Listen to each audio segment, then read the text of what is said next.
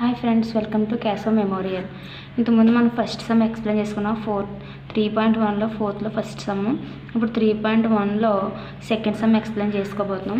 చూడండి, ఇది second some. దీన్ని గ్రాఫికల్గా మనం నిరూపించాలి కాబట్టి ఫస్ట్ దీన్ని కంపేర్ చేసుకోవాలి. దేంతో కంపేర్ చేసుకోవాలి? మనం రేషియోతో కంపేర్ చేసుకోవాలి.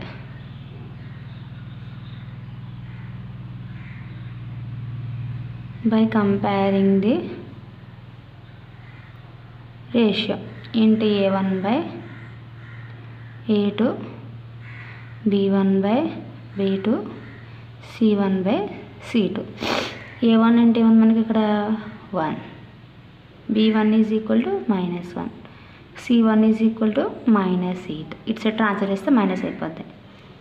a2 is equal to 3, b2 is equal to -3, c2 is equal to -16. Okay, ఏమంటే మనకి 1/3 కామా -1/-3 కామా -8/-16. మైనస్ క్యాన్సిల్ అయిపోయింది.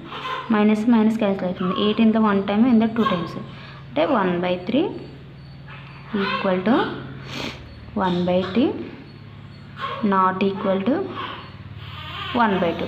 ఇలా వచ్చినట్లయితే మనకి ఏ ఈక్వేషన్ వస్తుంది?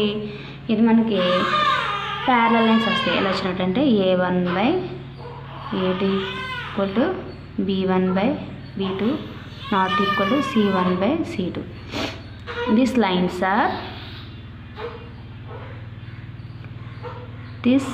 lines are parallel lines. These lines are ఇది ఇన్కాన్స్టెంట్